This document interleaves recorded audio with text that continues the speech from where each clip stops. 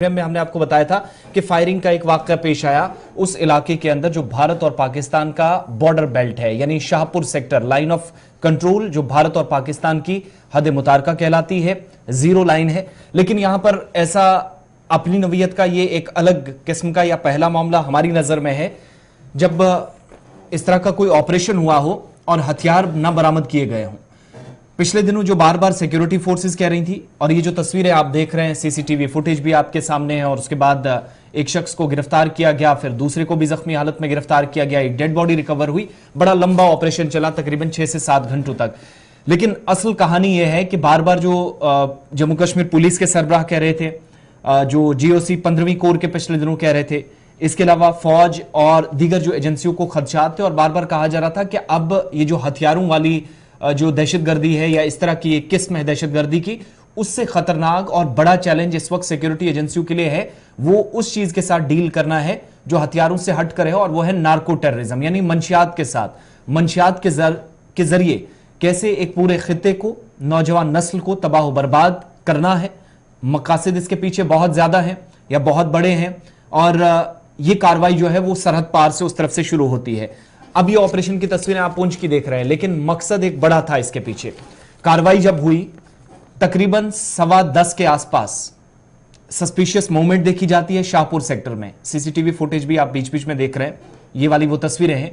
3 लोग जो cross over करना चाह रहे थे, इस तरफ आना चाह रहे थे शाहपुर बेल्ट से।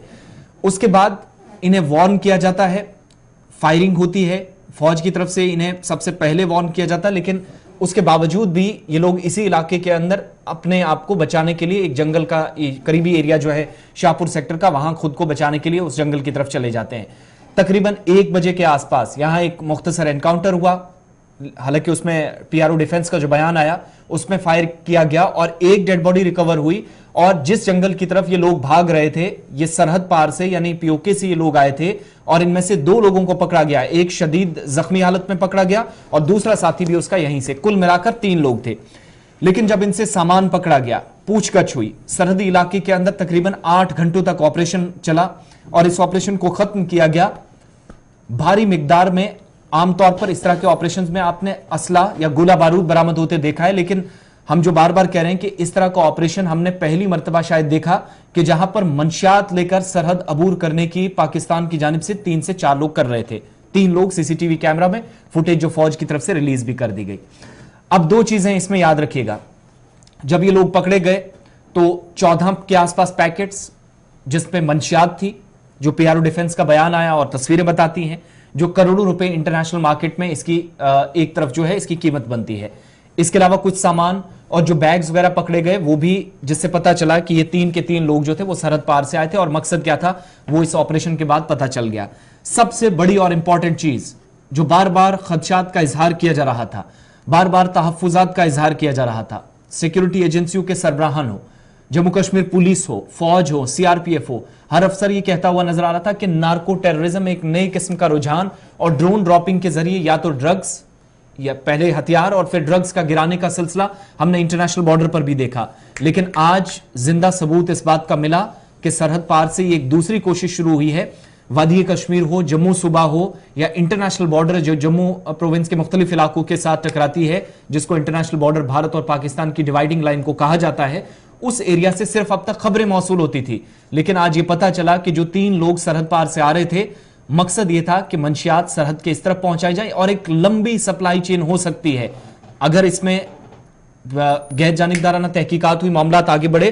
तो यहां पर पाकिस्तान के अंदर जो लोग इसके पीछे काम करने वाले हैं वो आज इस एतबार से भी बेनकाब हुए हैं कि हथियारों का जो कारोबार था वो अपनी जगह, लेकिन अब नौजवान नस्ल को कैसे इस दूसरे धंधे में फंसाकर उन्हें तबाही के दहाने पर ले जाने की कोशिश थी, उस कोशिश को कल नाकाम बनाया गया। तस्वीरें आपके सामने, 3 तस्वीरें, एक जहां पर फौज इस काफिले के साथ 2 लोगों को गिरफ्तार करके लाती है और एक की डेड बॉडी। दूसरी तस्वीर सीसीटीवी फुटेज इसी इलाके के अंदर जहां मुश्तरका ऑपरेशन इस फुटेज के बाद चला। और तीसरा जहां पर जो चीजें पकड़ी गई, जो बरामद हुई, इंटरनेशनल मार्केट में करोड़ रुपए कीमत, लेकिन हथियार नहीं था। इस बार वो हथियार था जो किसी एक को नहीं, शायद गोली अगर चले तो किसी एक को मार सकती है, लेकिन जो इस बार लाया जा रहा था वो नस्लें बर्बाद करने के लिए काफी था। लेकिन ये कोशिश नाकाम हुई एलओसी पर।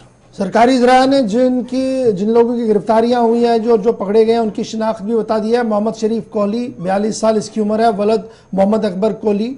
और जिसको पकड़ा गया जी दूसरा आदमी वो है मोहम्मद शकील, 32 साल इसकी उम्र है, वलद मोहम्मद सादिक। और तारिक कोहली 25 साल इसकी उम्र है, वलद मोहम्मद यूसुफ कोहली। 3 लोगों की गिरफ्तारी। और सबका मानना है कि ये फौज का मानना है कि तीनों के तीनों मादियान मोहल्ला जो संगरीला पीओजेके का इलाका है वहां के रहने वाले हैं और बाज़ाब्ता तौर पर मंशियात के कारोबार के साथ जुड़े थे। और आज फौज